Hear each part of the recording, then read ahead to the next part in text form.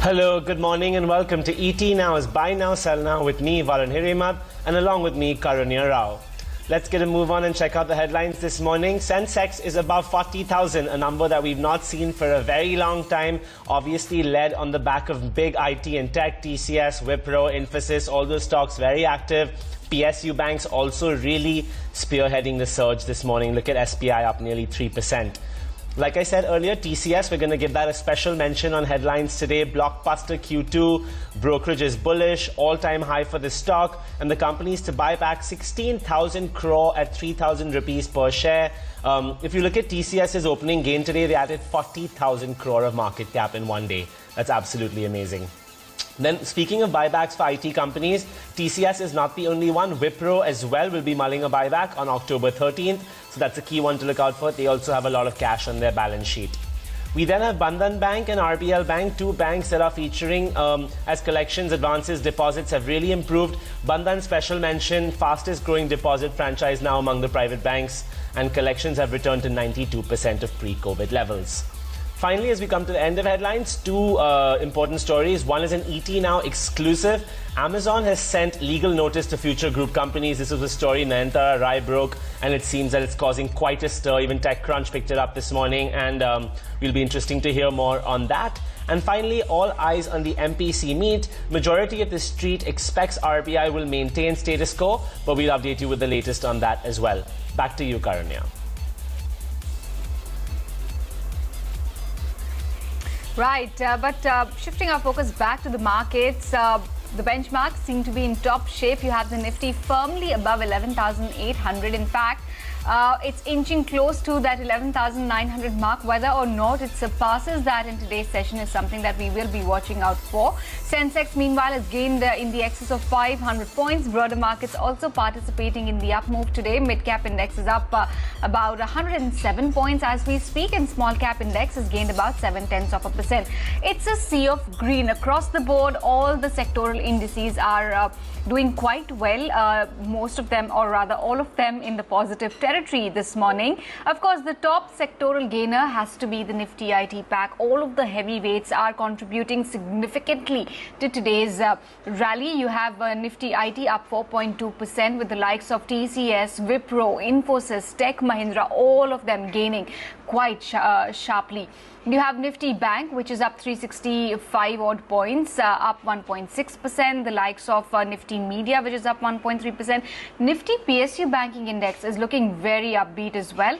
You have gains coming in about 2.3% in the session as we speak. About individual gainers, the ones that I flagged off apart from the IT pack, you also have the likes of Tata Steel, that's up nearly 3%, and IndusInd Bank is looking up as well in trade. SBI, Bharti Airtel, these are two names as well that are gaining in the excess of 2%. HDFC Twins are looking quite upbeat, up about 1.7% each. ICICI Bank, Bajaj Finance, these are the top gainers on the benchmark Nifty 50 index. Let me get you some mid and small cap gainers as well. You have Mindtree, Coforge, Godrej Properties, Bank of India. These are the stocks that are leading the rally as far as the mid cap index is concerned. Both of our guests are ready with us. Let's bring them on board. We have Kunal Bothra on the technicals and Raghavendra Kedia on the fundamentals. Morning, gentlemen. Kunal, when do we see 11,900 on the Nifty? Is it a way up, or will it perhaps see some volatility on the way up? So good morning, Karunya. I think it's been a fantastic uptrend. This last 1,000 points on the Nifty has just been terrific, because we were discussing this a few weeks back as well, that when the Nifty had been falling, it had come back to a strong support zone of 10,800, and then a bounce back was due. So now in the process of this bounce back, there have been a lot of fresh sectors and fresh stocks which have emerged. So I think this relay race which is actually going on in terms of sectors and stocks, where the baton is getting shifted from one sector to the other, I think is a very strong indication that this is a trend in the making. Now, your question whether 11,900 gets broken or not, I think it could be a matter of couple of days looking at the pace of this rally and momentum. Look at what happened to US markets 2 days back. The Dow was down 350 points in the last hour or so, and yesterday saw a resurgence of 500 points. So the bulls are making a statement over here that they are looking to buy any kind of a dip, whether it's a short-term correction or a bigger correction, which was there on the index as well. Now, in that scenario and aspect, I think it's more prudent to try and play with the larger trend, which is on the upside. You can try and change and churn the stocks which have been moving up higher. So, for example, the Nifty ITs and the pharmas have been doing exceptionally well. You now have the banking stocks also moving up higher, and such other sectors, cement stocks, real estate space, and insurance, etc. Sugar stocks also looking attractive. So these spaces could, or the sectors could change and churn a bit, but the larger trend on the indices still remains very positive. Okay, thanks for that, Kunal. Could we also get your high risk and low risk idea for today, please? So two buy ideas, Varun. One is I would term it as a high risk idea. And it's a buy on Balrampur Chini. It's a very interesting chart. I think on the daily time frame, the stock is forming a classic bullish flag pattern in this range of 160, 162 as a hurdle and closer to 145 as a support. And I believe that the stock is now on the verge of breaking out of this bullish flag pattern. So this could be not just a breakout in Balrampur Chini, but this could probably have strong effect into many of these other sugar stocks as well. So I'm particularly looking at a buy on Balrampur Chini for short-term targets of 170, 175 range. Stop loss could be kept at approximately 145. The second would be a buy on Sun TV. Again, a very interesting chart. I think from the media pack, this is one of the few stocks which looks extremely attractive. It's been consolidating over the last 2-3 months, and generally we see consolidations as a positive sign, because if it happens at the higher end of the price rally or the range, which means buyers are still intact and they are looking to accumulate the stock. So I think in this regards, Sun TV also looks fairly attractive. Would place a target of 500 on the stock, and stop loss could be kept at approximately 460. Okay, thanks for that, Kunal. So positive on Balrampur for higher risk and Sun TV for lower risk. Raghavendra, coming to you. Firstly, great to have you on the show. I think it's the first time I'm interacting with you on here. Clearly the bulls are in control today. Given that backdrop, what's your high risk and low risk idea for our viewers? Let's start with the low risk idea. We have Cochin Shipyard as a good investment bet. Cochin Shipyard is a perfect bet in terms of Make in India and the current thrust on defense outlay of the government. This Cochin Shipyard has Indian Navy as their major client, and India's new thrust on guarding the Indian Ocean would augur very well for Cochin Shipyard. A promoter holding of 73% and MF and FII holdings of 10% is very comforting to us in the longer run in terms of corporate governance issue. A dividend yield of 5% plus for Cochin Shipyard is icing on the cake. We believe that the company could have an earning of 50 rupees per year, giving it a multiple of 10. We expect the price of Cochin Shipyard to go to 500 in the next 18 months. That is by March 2022. We expect a 45% return in this stock. Current levels are at 340. The company has strategically positioned ports at Kochi, Mumbai, Kolkata, Andaman, focusing on the high margin ship repair business. The major capex of around 1,000 crore of the total 1,100 crore is already done. So in the quarters ahead, we could see these fruits being monetized, and the target of 500 in the next 1 year to 1.5 years for Cochin Shipyard as a low risk, high return investment bet.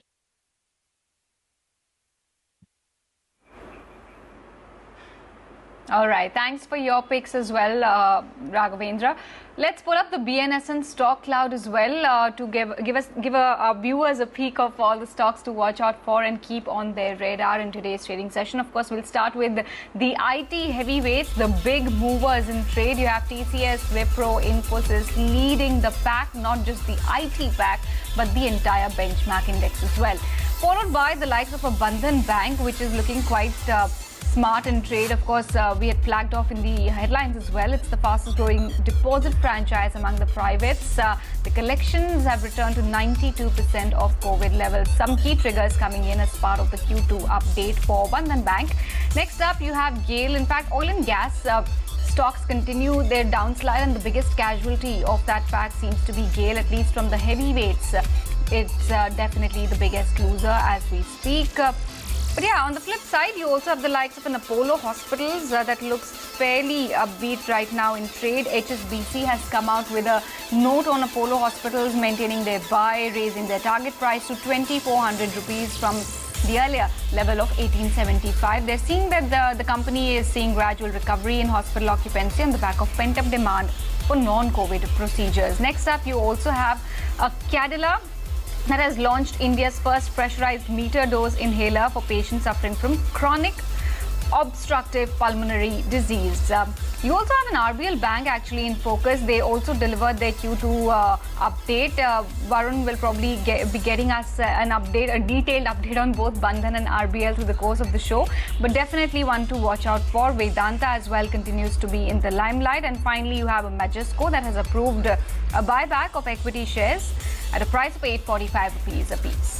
So these are the stocks that we want to highlight as part of the BNSN stock cloud at the top of this hour. Meanwhile, Kunal is still with us. So let's go back to him for his take on the Nifty IT index. Kunal, we're looking at a multi-month high. The index has seen a very, very sharp growth from their March lows. Of course, it still is a tad bit away from those 12,000 levels. But which way do you see it go? I mean, until last week, I remember you were fairly bullish on the IT index and select IT names as well. Do you continue to hold that view? So, Karnya, what happens is when in a chart, when a stock, whether it's an index or an asset class, enters into a new territory or a new terrain which it has not traversed over the last so many years, it tends to get a lot of difficult and I would say different reactions from short-term as well as long-term traders, because then there is no benchmark which you generally have in terms of prices. So that's the reason why I'm selecting Nifty IT index as a point of discussion. And of course, on to back it, the way many of these stocks like TCS, Wipro have been in the limelight or in the news flow, I think is also one of the other reasons. Now, for an investor, I think someone who's looking at the prices for the Nifty IT index and the charts for Nifty IT index, I think it throws some very interesting perspective. Now, I've mapped up the RSI. This is the weekly chart of the Nifty IT index over the last 10 years. The upper grid is the RSI, the lower grid is the prices. Now, on the upper grid of RSI, you can look at those yellow trend line which I've marked. This is the resistance. This is supposed to be a resistance trend line for the Nifty RSI. Now, there are two different behaviors. When it happens when the IT index or the RSI for the IT index touches this particular resistance line.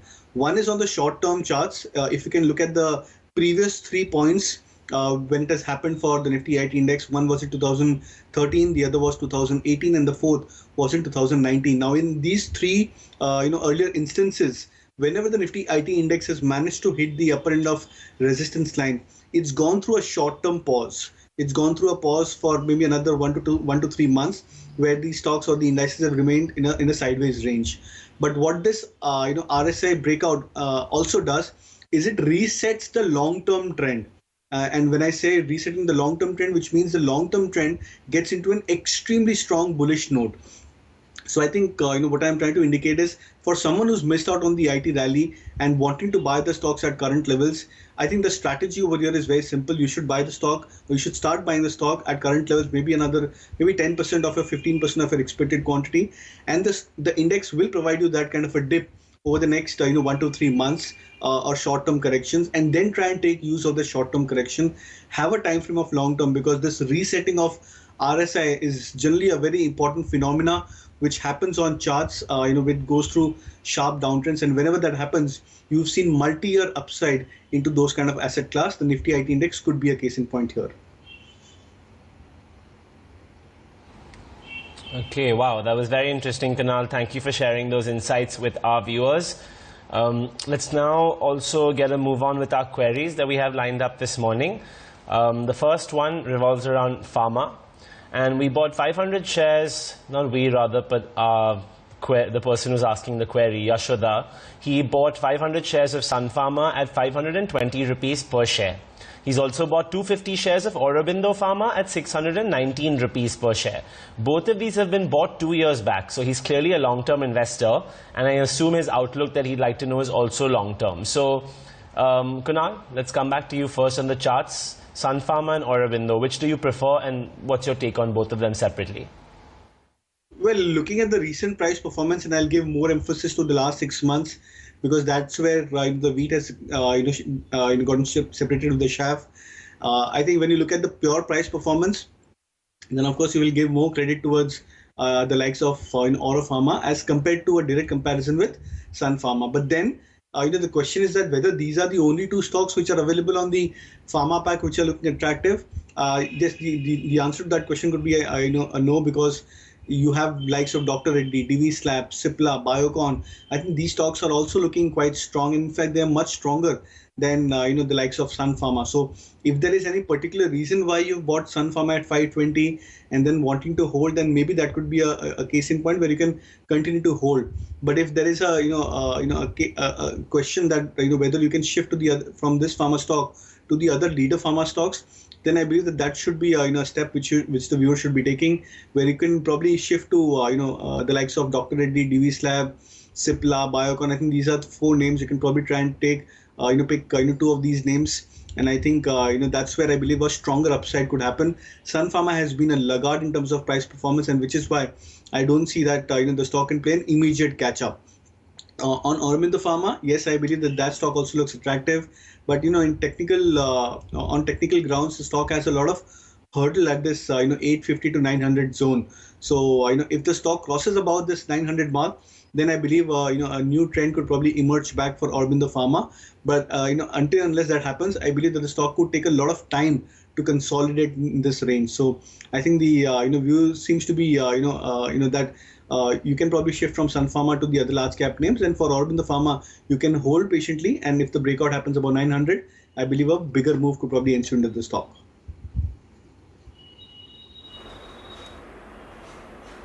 Okay, sure. Raghavendra, what's your view as well? Sun Pharma, well, while the investor got into it 2 years ago, it's still hovering around the same price point. Aurobindo, she's already made some money. So what should she do with both of these investments? Should she stay put, or do you think perhaps you could recommend something better that one can consider? Well, considering the investor is a long-term investor and she has sailed well in the last 6 months, I would recommend to hold these two names of Sun Pharma and Aurobindo Pharma. We believe that there is some upcoming strength in US dollar in the few months ahead. So we expect the full year next year target of US dollar to be 76. Strength in US dollar could augur very well for pharma names.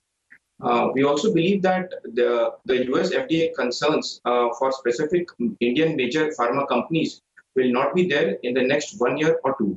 So that pain point is also a thing of past. On these grounds, we believe that Sun Pharma could give a 20% upside from current levels, and a full year target of 620 plus is expected. Aurobindo Pharma also, the recent correction from 950 levels is temporary, and strength in US dollar factoring in the past US FDA concerns, we believe that Aurobindo Pharma could also bounce to 900, 950 plus levels. So the investor can stay invested in these two names for at least 6 months to 1 year horizon for a 20% upside in both of these names.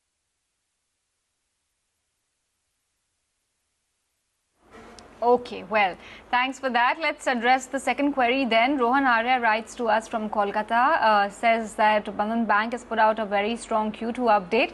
Is it a good idea to enter at current levels? Before we dig deeper into the fundamentals, Kunal, would it be a good idea to enter at the current level, given the way the stock has run up, especially in the last 10-15 days? Well, yeah, I think it's not a bad prospect. So, on one hand, we are now expecting that the bank nifty or the banking stocks could go through a strong recovery process. Now, of course, the time duration could not be short term. It could be at least 3 months to 6 months plus, where we are expecting some decent, catch up from the banking names. Now, in that background, I believe that stocks like Bandhan Bank could be looked at purely because of the strength of the stock and the recovery which we've seen in the last 6 months. So, from 150 or 145, if I'm not wrong, that was the kind of low the stock had hit in the March correction. And post that, we've seen that the stock had almost doubled from those levels, more than doubled from those levels. So that indicates that there is a strength and very considerable strength into the stock prices. I think at current levels of 325 or 323 where the stock is trading, it's also on the verge of breaking back above its 200-day moving averages. Now, these are very strong technical indicators or technical indications on charts when a stock manages to give you strong outperformance and then it surges past above its 200-day moving averages. These generally result into change of trends from in long term as well for the stock. So I think in that outlook, not just on the news flow, but purely on the chart patterns which have occurred for Bandhan Bank, I think it's a good attractive buy even at current levels.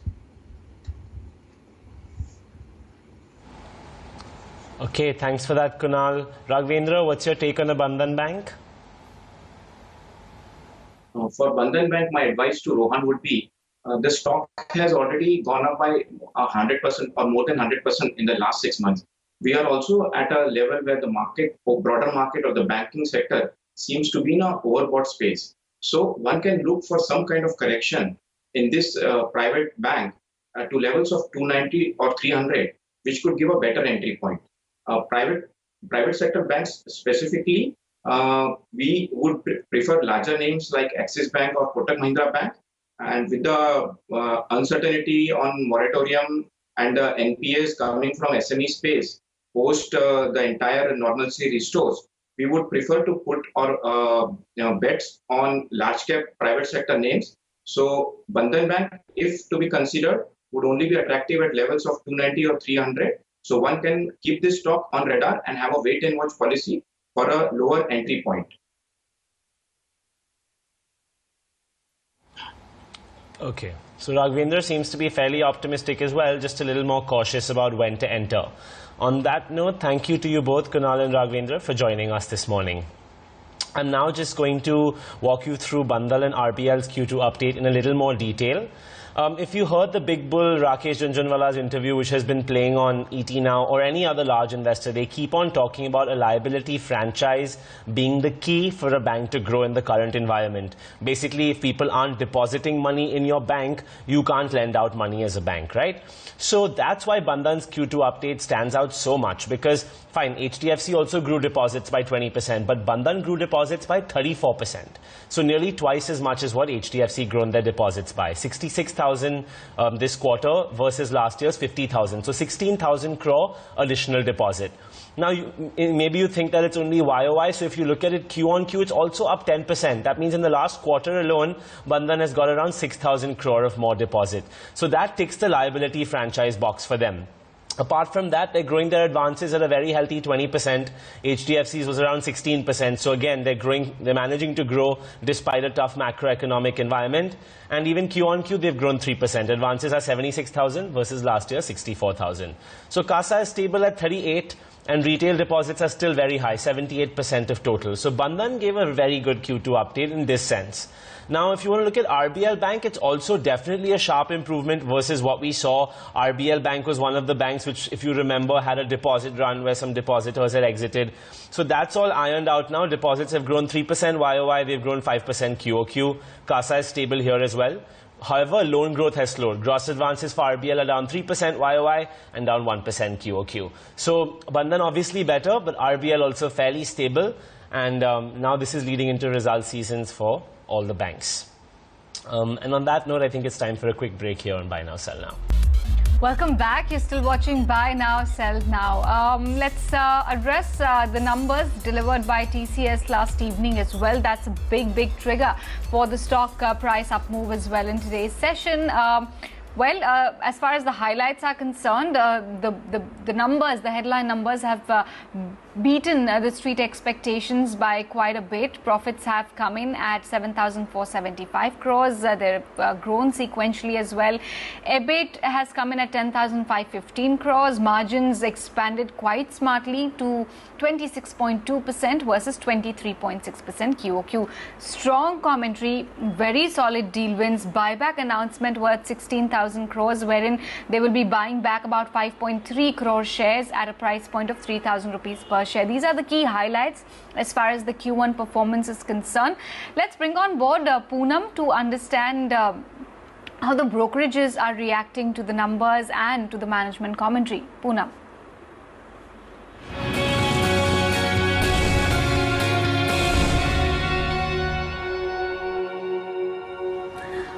Brokerages across the board have gone ahead and lifted the target price as well as the earnings estimates for TCS, and look at the kind of results TCS has given. It's a beat in terms of the margins, revenues as well as profitability, strong commentary, strong deal wins, and a buyback of 16,000 crore at an attractive price of 3,000 rupees per share. In fact, the best target price, or the top target price, is coming in from Edelweiss at 4,000 rupees per share, and they were the ones who had highlighted the beginning of the multi-year technology cycle. And even TCS in their management commentary did mention about the start of the multi-year technology upgrade cycle.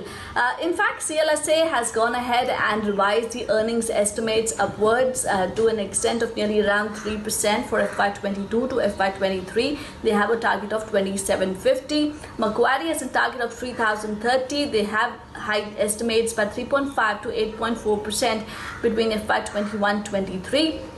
They're stating that the demand drivers for digital transformation are strong and margins can sustain the aspirational band. Morgan Stanley has a target of 2,500. They maintain equal weight. They're stating, of course, that results are higher than expectations. Goldman states that earnings above expectations with the dawn of the multi-year technology upgrade cycle has led them to hike the target price to over 3,000, and Citi still maintains a sell there. Okay, that was of course Poonam with her take on TCS and what brokerages had to say about it. But earlier this morning we caught up with the management, Rajesh Gopinathan, on the buyback pricing, which seems to be in a similar range to historic, as well as the new operation model shift at TCS. Let's listen in. Considering that there are two routes, and the route that we've taken, which is proportionate distribution using tender mechanism, the pricing per se is not a very big determinant, because it's unlike open market transaction. This is a proportionate distribution. There are emotional elements associated to it. So we have been maintaining that fairly stable premium that we are giving to the undisturbed price before the announcement. And if you look at it, this premium compared to the undisturbed price before we made the stock exchange notice is in the same range that we have provided in the past two instances when we did buyback. So the price per se is actually should be neutral, like a price of a rights issue.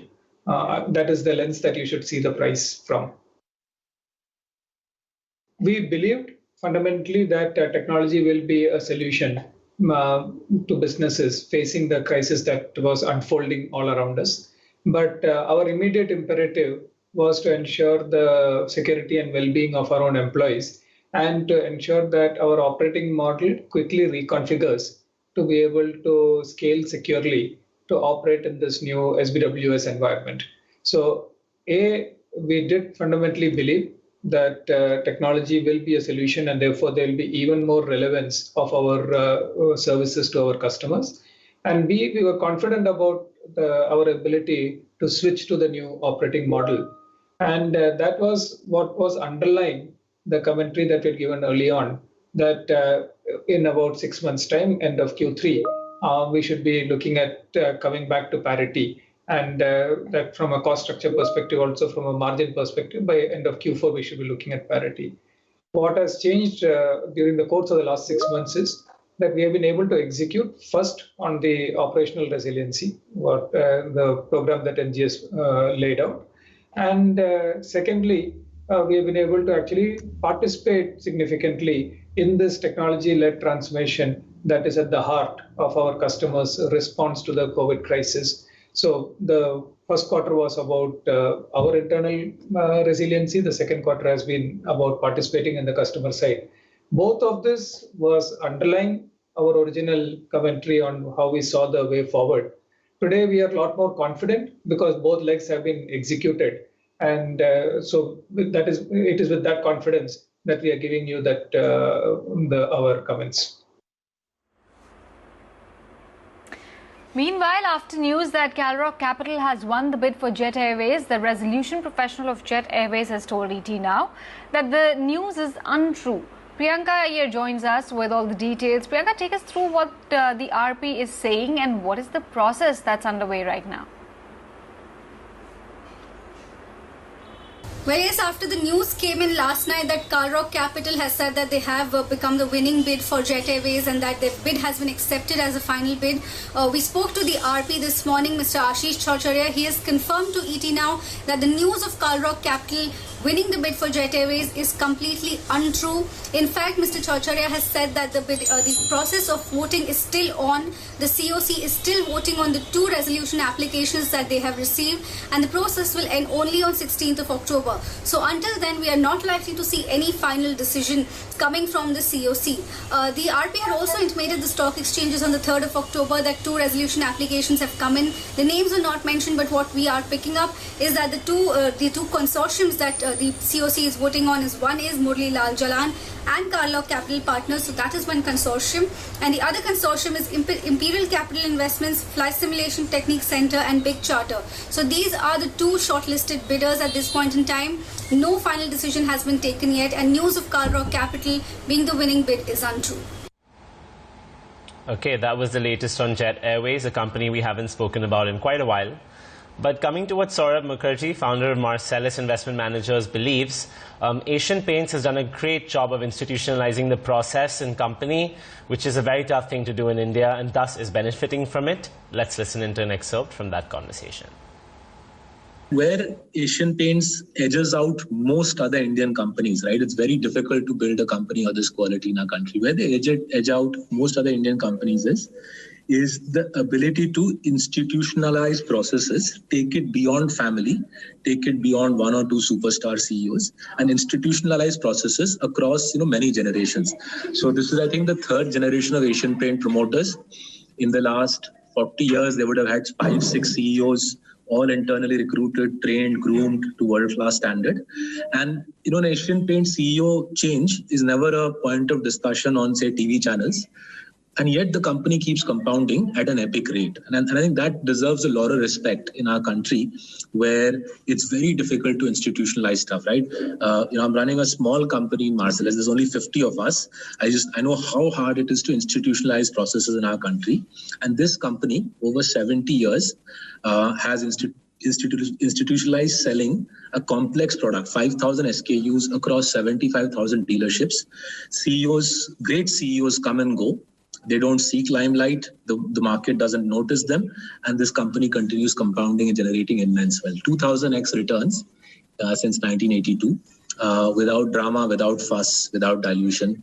A lot of respect. I think it's a privilege to live in and invest in a country and a company like Asian Paints and learn from them. Pidilite under Bharat Puri and under the guidance of the Parekh family has come leaps and bounds. Not just over the last 30 years, I think the last 6 years, Pidilite's made huge strides forward. My reckoning is, and if you read the annual report, you can see, my reckoning is they're building monopoly number 3. The first monopoly obviously was adhesives. The second one, at the turn of the century, they started building waterproofing. That too, they have now completely dominated. And now I think they're going into building their 3rd monopoly. It's in the annual report. They're allocating capital smartly. And I think this could become the first Indian family to dominate 3 sectors. 3 is very difficult. Most Indian families, the best they can do is dominate 2 sectors. Pidilite potentially could become the first Indian family to dominate 3 sectors. There you have it. Institutionalization of processes is the key to success, according to Saurabh Mukherjee. Time for a quick break. We'll be back shortly. Welcome back. You're still watching Buy Now, Sell Now. And this morning on our Twitter handle, we asked you another insightful and exciting question. Which of these recent IPOs have seen the highest retail subscription? Your options were Route Mobile, Happiest Minds, SBI Cards, and Rosari Bio. And the correct answer to that question is Happiest Minds. Let me quickly announce the names of all of those of you who got the answer right. First up is Renu Kumar Guntuku. Next we have Aditi Naval, and finally Nandi's Nandi. These are the 3 champions of our BNSN daily quiz for today.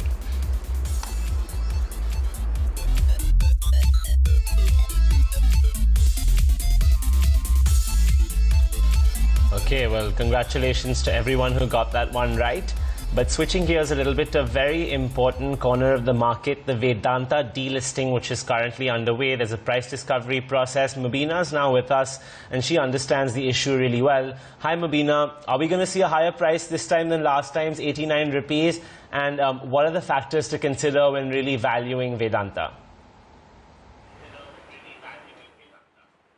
Well, you guys had your BNSN quiz question related to an IPO, so, quite contrary to what I'm going to be discussing, and that's the Vedanta delisting. Like you mentioned, in terms of pricing, the base value is of course very low. It's 87.25, significantly lower than what the current market price is. But mind you, the highest price at which shares have been bidden is 999 rupees. That's almost 5 times more than the current market price. The last update, this is, remember, of course, the 4th day, the second last day that shareholders can bid in their shares for delisting. So currently, at least the last time I checked at about 11 a.m., 21 odd crore shares have been bid in.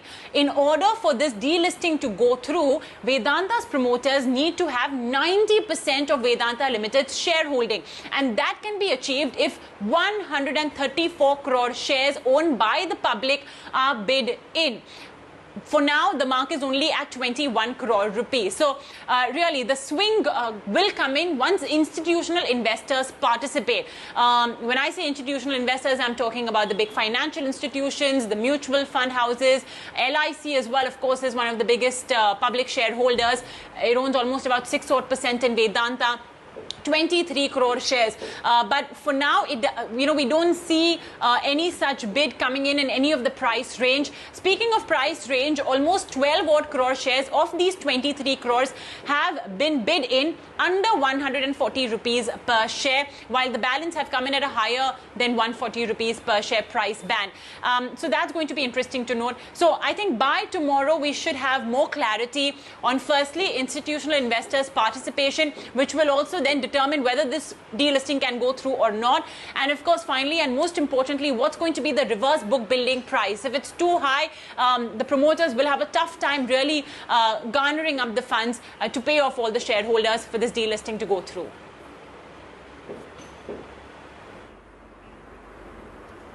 All right, Mubina, thanks much for joining us with that update. Vedanta continues to be in focus on back of the delisting related developments. Let's move right on and talk about Times Network's special investor education series, that's Nivesh Ke Fande, which will also share important tips on how to better manage your financial portfolio and guide you by shedding more light on some of the important aspects of personal finance planning. On this edition, we're looking at debt funds. Let's take a look. On Nivesh Ke Fande, I want to talk to you about debt mutual funds. Yes, Mubina, most people do incorrectly believe that mutual funds invest only in equity markets or shares, as they are popularly called. But that's not true. You're right. Debt mutual funds invest in government bonds as well as other debt securities. And while equity mutual funds are considered to be a risky investment, some people also consider debt funds to be risky as well. Well, actually, nothing in life is without a little risk, right? I mean, not investing your money at all is also a risk, as then your money does not grow at all. So true. Debt funds do carry some amount of risk, but not all funds carry the same level of risk. All debt funds do carry lesser risk than equity mutual funds, but it all depends on what the debt fund that you pick is investing in. Well, as they say, risk and return are directly correlated. So it's important to assess your risk appetite when choosing a mutual fund that suits you best. That's all on this edition of Nivesh Ke Fande. Stay tuned for more insights on investing on the Times Network. That was, of course, a nice little excerpt between Avan and Mubina on debt funds. But coming back to something Mubina actually discussed on the Money Show, in a bid to bring transparency to mutual funds, SEBI has released new norms for mutual funds to rename the dividend policy and make risk classification easier for investors. Mubina caught up with Shweta Jain of Investography to understand how the new rules will really affect investors. Let's listen in. The idea that SEBI has in mind is to basically increase the transparency and also understanding of the underlying securities for investors. So basically, where Riskometer, which was earlier just pictorial in nature, today they've introduced one more category, and they've also introduced these scales where 1 to 12, for example, in terms of debt. Where you actually have numbering and labeling, which is very, very clear. And the biggest difference, I think, in debt in the Riskometer is that there are 3 categories that have been introduced. So even in credit risk funds, duration will now be considered, which was earlier not the case. In duration funds, credit risk of the portfolio will be considered, which was earlier not the case. And earlier, as a category, risk was sort of determined. Today, each scheme needs to define the risk and calculate the risk that it's taking, which gives a huge boost to transparency in terms of understanding for the investor. Because earlier, I know we would talk to clients and talk to them about credit risk funds and why a certain portfolio is different from the other when it comes to duration of that same portfolio. So that is introduced in the debt side. So there's credit risk, there's interest rate risk, and the biggest difference is that there is now a liquidity risk also added in these debt funds. Because if you see one of the factors, and I think this is drawn by the recent sort of happenings that's happened in the debt side of the mutual fund portfolios. So, with that, we're timed out on this edition of Buy Now, Sell Now. So we're going to wrap it up real quick. Thank you so much for tuning in.